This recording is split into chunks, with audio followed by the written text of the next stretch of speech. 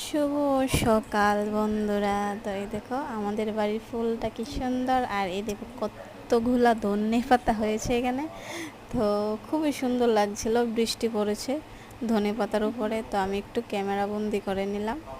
তো অনেকগুলো এখানে ধনে পাতা। তো এই ধনে পাতা খেতে খুব দারুণ। তারপরে ঘরে আসলাম, ঘরে এসে দেখি অনেকটা দেরি হয়ে গেল।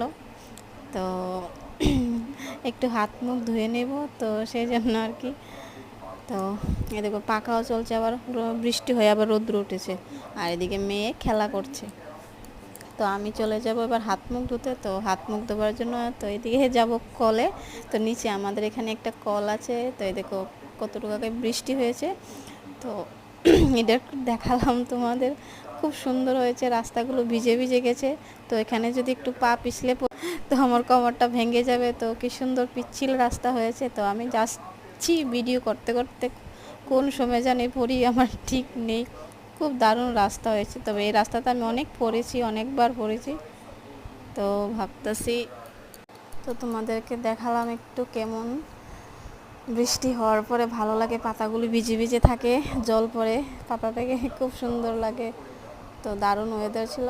আর এদিকে আমার দিদা শিডলের বড়া করবে, মিষ্টি কুমড়োর পাতা দিয়া। তো খুব দারুণ লাগে বৃষ্টির দিনে ওইগুলি খাইতে। তো এই দেখো রেডি হয়ে আছে গা, ডাল, লেবু আর গরম ভাতের সাথে শিডলের পাতার বড়া। তো কার কার খেতে ভালো লাগে আমাকে কমেন্টে জানিও। তো টাটা, রাত্র হয়ে গেল, কেমন হলো জানিও।